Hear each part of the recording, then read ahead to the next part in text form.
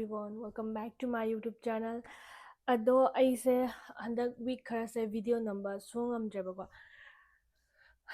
thokchalli se mathang mya ama aingonda thodok thoning daba mya ama su thokre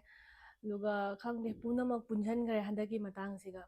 aduduna ai video se regular oiba ngamnabne ba ko haidi YouTube ki shorts adagi reels kumbadi hapta daba khara adum brand gi sponsor leba doidi adumaina partnership ki video khara budi dum magi timeline duga pida yadabagi adum khara di pi heba ko aduga handak se last week tagi akoi se adi apartment handing hai mayam vlog ama khakti hapki bane aina dugi makhata ba dei makhata chatpa sing du ei video namdre ba ko adi video number do wasu wai duga jamne energy ma thau tai ba adi long video vlog ama oina ba hunarak pa kaise aduduna ai namdre aduga ai se Saturday Sunday dum room thiba chapa tawbada chinju chili wasu wai sathina wai ba aduduna ni aduga handaki last weekend dina mu dum shopping khar tawre hadaidi aduga su room thiba chalure room manga mu genge ba ko manga mak amta oi de hadi yamna mafam do backward oi ba aduduna nungai roi hadi safe oi de ba safe oina feel tawbado oi de ba adudugi dusu yarakre adegi kari haini adum daidi Saturday se room jeng ba khopal loiraga dum pochai nu che khar lai ruge aduga aina kai kai lerak padugi mini vlog ti hap krabani Sarojini gi su adagi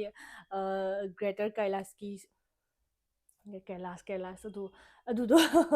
adugi dum shopping gi video hap krabani dum mayam check out tobyo aduga hojik Sarojini de lerak pochai sing do hol tawrake aduga ai Sarojini de lerak pase ahanbada dum ai dum tentakna hol dumaina jenghalake bako sigi top se ma leire batu sigi top se asi se only 150 da si ma leire e ko ai pistol blue color gini asi se ina dum fane ka set pasu jai jo jeans ka crop top oina set pasu jai dana ko do khoi gi video number da dum ayamba haina pistol color se asi dum high ba requirement blue gumba dum fruit myam ma thau tai ba ado isu aina yamna leirak tre kai nai di thengsu thenge akoina shopping tawna loibado aduga sigi white ki top sima su leire simadi fi khupha ma jangdu asigi top se ai mamme ko mai se khara mirum tai adugi si su lupa cham yang khaina leirak bani 150 khatane puff oye khudang se duga asigi phi se ubda dum leira ba ina phajagera phajaro lipa sathi nuai ra daba phi ne ba aduduna aidi khangne itha tha dana ne khanba heri phi apho ho phangi dana ko adu sumaina oye si se si say phajabani si cute oidani si top se si ama leire rings khara leire adu ulake adagi si top si ma su leire si se aina fane ka selo su jai khoi mete yi shoot kumba haidi leina ko set kumba set pada dum lit pa nungai bido kautak na tight oiba si ahummak lupa 150 gatani duga aina si hujik li liba si gi night suit se night suit to aina dum ayungdin da su dum lit leba ko si su lupa chani yang khai da leire ni si sina asina lower su jai ko khangau su yawe to si cotton gi ni hujik di olang tha su changa abani na to asi se leire I ko asi gi video se aina shorts ta oina hap ki bani ado yeng bio shorts ta oina adum tentak na loi hapa bani long video di hapak tre ba ko duka khanggup ama se leire khanggup tu di hapchan khane puthok patalle adu su lupa 250 khatadi khupa jaba adu su matang chabada utlake ba sini agi ngasi gi mini hall se duga hojik se ai chak thongurage chak thongu matam yaure do ngasi se mushroom ga adagi matar ga thong se bako piece ka dum veg oina thong se nga ka hapta bida do yeng si kamai tawbudo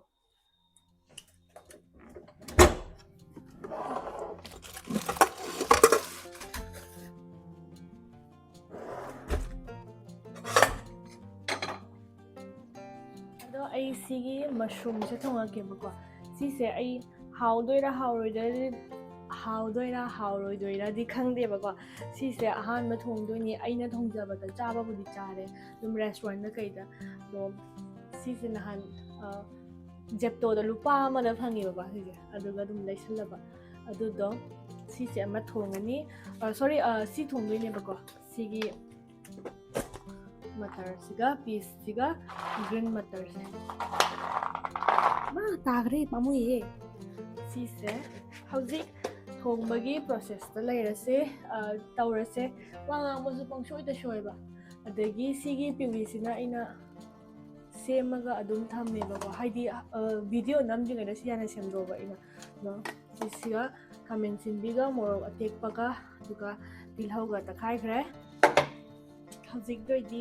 ꯏꯟꯖꯥꯡ ꯁꯦꯝ ꯆꯥꯛꯈꯨꯝꯁꯦ ꯈꯔ ꯆꯤꯟꯕꯅꯤꯅ ꯋꯥꯏꯀꯣ ꯁꯤ ꯂꯩꯔꯦ ꯏꯟꯖꯥꯡꯁꯤꯡꯗꯣ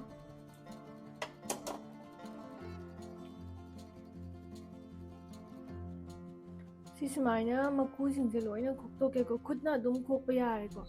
ꯁꯤꯁꯦ ꯈꯣꯛꯇꯠꯂꯒ ꯑꯗꯒꯤ ꯈꯤꯇꯪ ꯆꯥꯎꯔꯞ ꯇꯧꯅ ꯄꯤꯁꯁꯤꯡꯗ ꯁꯦꯝꯒꯦ ꯑꯗꯣ ꯑꯩꯈꯣꯏꯅ ꯌꯨꯝꯗ ꯆꯥꯕ ꯑꯃꯈꯛ ꯀꯃꯥꯏꯅ ꯍꯥꯏꯅꯤ ꯃꯁꯔꯨꯝꯗꯣ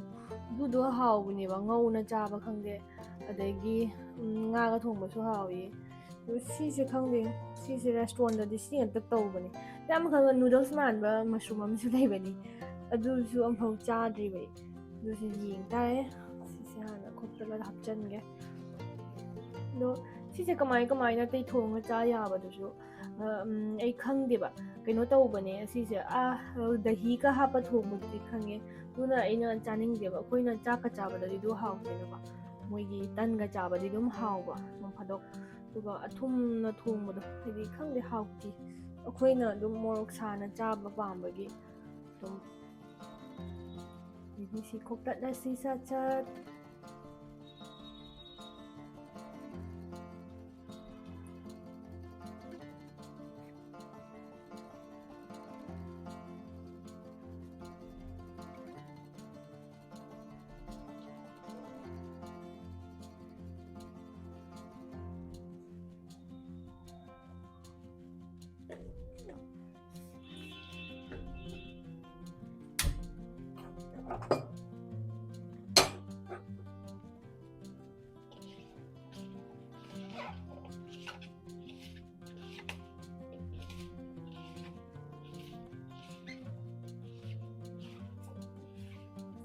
ꯊꯥꯎ ꯍꯥꯞꯄꯁꯤ ꯆꯥꯛꯈꯨꯝꯁꯤꯅ ꯆꯤꯟꯕꯁꯤꯅꯅꯦ ꯑꯩ ꯚꯤꯗꯤꯑꯣ ꯅꯝꯕꯁꯦ ꯅꯨꯡꯉꯥꯏꯇꯕ ꯑꯩꯉꯣꯟꯗ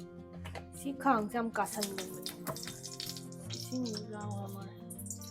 ꯃꯩ ꯂꯩꯊꯒꯦ ꯌꯥꯝꯅ ꯀꯥꯁꯟꯗ꯭ꯔꯤꯉꯩꯗ ꯑꯗꯨꯒ ꯑꯩ ꯃꯁꯔꯨꯝꯁꯦ ꯍꯥꯟꯅ ꯀꯥꯕꯛ ꯂꯧꯊꯣꯛꯀꯦꯀꯣ ꯊꯥꯎ ꯁꯥꯔꯝꯃꯗ꯭ꯔꯥ ꯑꯃꯨꯛ ꯄꯥꯈꯠꯂꯤ ꯊꯥꯎꯅꯤꯡ ꯅꯝꯒꯗ꯭ꯔꯥꯅ ꯆꯊꯥꯎ ꯃꯅꯝ ꯅꯝꯒꯗ꯭ꯔꯥ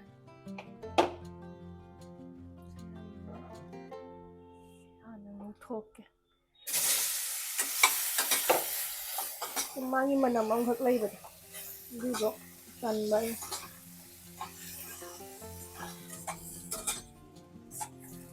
ꯂꯧꯊꯣꯛꯑꯒꯦꯀꯣ ꯁꯤꯁꯦ ꯍꯣꯔꯦꯟ ꯑꯃꯨꯛ ꯐꯖꯅ ꯉꯧꯗꯣꯏꯅꯤ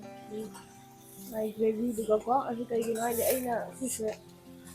ꯌꯥꯝꯅ ꯀꯨꯏꯅ ꯀꯩꯅꯣ ꯇꯧꯅꯤꯡꯗꯕ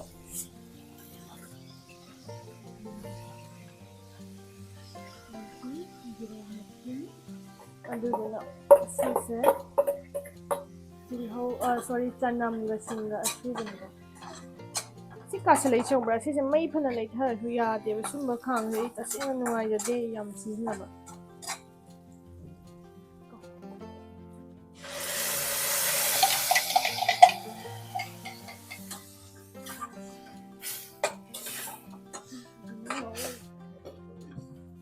ꯊꯥꯎꯗꯣ ꯑꯗꯨ ꯆꯨꯞꯊꯣꯔꯛꯇ꯭ꯔꯤꯉꯩ ꯊꯥꯎꯗꯣ ꯊꯥꯗꯣꯔꯛꯇ꯭ꯔꯤꯉꯩ ꯐꯖꯅ ꯃꯨꯟꯅ ꯉꯧꯁꯤꯕꯀꯣ ꯅꯠꯇ꯭ꯔꯗꯤ ꯑꯃꯨꯛ ꯁꯪꯂꯝꯗꯣꯏꯅꯤ ꯑꯗꯣ ꯍꯧꯖꯤꯛꯀꯤ ꯑꯣꯏꯅ ꯌꯥꯏꯉꯪ ꯍꯥꯞꯄꯁꯤꯀꯣ ꯃꯆꯨꯁꯦ ꯌꯥꯔꯗ꯭ꯔꯥ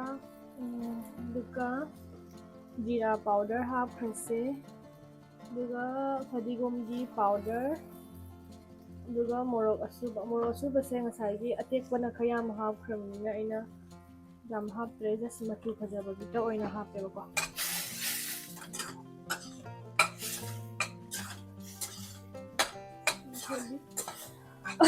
ꯈꯔꯗꯤ ꯁꯨꯃꯥꯏꯅ ꯇꯥꯁꯜꯂꯛꯑꯦ ꯃꯨꯜꯂꯛꯀꯗꯧꯔꯦꯀꯣ ꯁꯤ ꯃꯨꯟꯅ ꯉꯧꯗ꯭ꯔꯗꯤ ꯃꯍꯥꯎ ꯊꯣꯛꯇꯦꯕ ꯍꯥꯞꯇꯣꯏꯅꯤ ꯈꯤꯇꯪ ꯃꯨꯜꯂꯀꯥꯟꯗ ꯁꯤꯗꯤ ꯏꯁꯤꯡ ꯍꯥꯞꯄꯝꯗꯥꯏꯗ ꯑꯗꯨꯝ ꯍꯥꯞꯄꯁꯨ ꯌꯥꯏ ꯃꯍꯤ ꯍꯥꯞꯄꯝꯗꯥꯏꯗ ꯃꯁꯔꯨꯝꯗꯨ ꯍꯥꯞꯈ꯭ꯔꯁꯦ ꯉꯥꯏꯍꯥꯛ ꯉꯧꯈꯤꯒꯦ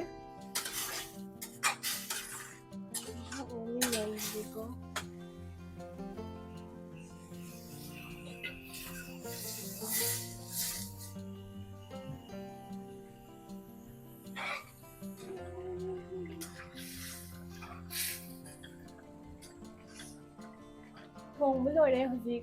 manam do ahawba manam khar khar nameeba do mahi se kitang leiri aina kitang yamgre ising hapat thak thak lawna thumge khanba dum khuchina hijan mana han ado thum hapage ai video da yamba thum hapase kawe ba do mina hijan me thum thakre na ibo ngaw ba tawna hinjang thonga thum thawai de ba tawna do thum je thage thum thab niko hore namuk thum thakte harakan se thum se am thawai sumai puri sema thongba se ta thum jakale aina thongba de ki do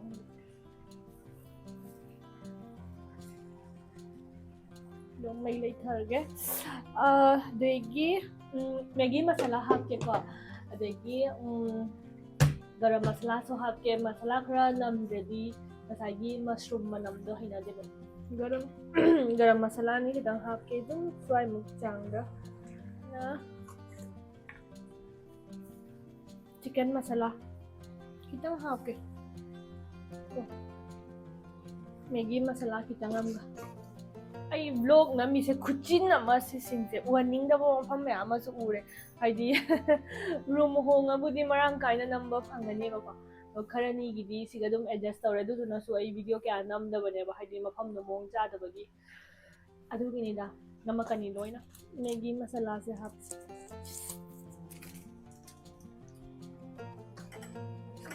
si hapadi thum ghalik bane ko haidi si masagi thum yaw bane ba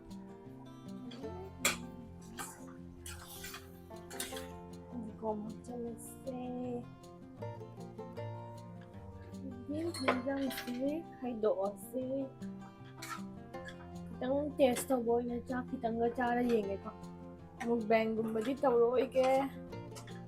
di gum se phajana khai tan ga cha di haw ni ya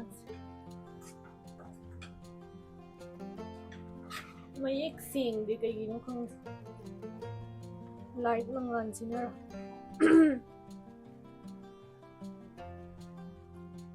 ai lunch se leire mushroom thongba se leire ko hawlora khangne adi gom ji kupna semda na ina saina leire duga machi da mathen game ta tawdrabani na ngasi se ina dum sida chips karaga bingo ga laure moro achar ama adugagi hawai jar ama siga tawraga dum charage ba do ai mukbang budi tawroi ke dum charaga taste kamai tawi do hairakhe ba ko si charaga hairage sadi sari ba yo sumana packet ya chabot ka cha ba se yam sathi na phatte hai ba ko do su mathen tawba tan ma matam da dum kurkure gum ma si ga cha salaga samjan ba do ina injang manam si kunung si aman masuk saya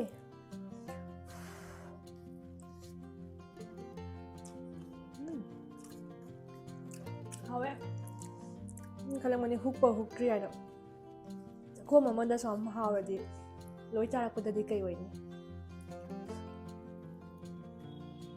haw me si ma chum je haw tap ne moi na haw ba cha ba hai tri ra aina hai tri ra khang de ai di hawe ko haw ma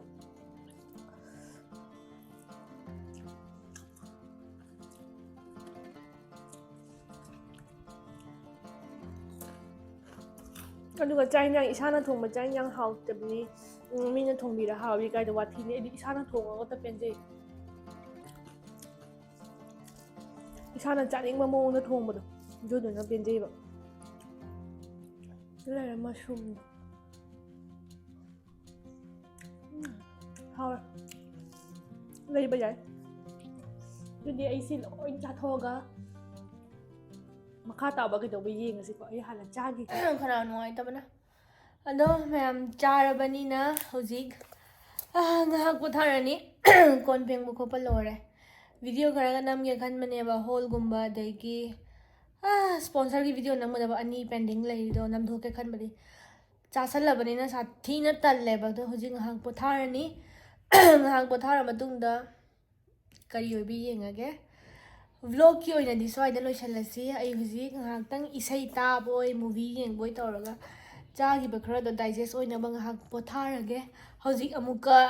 anova video nambagi energy yaudre ba ngonda mathangi video da mu thengna rase by by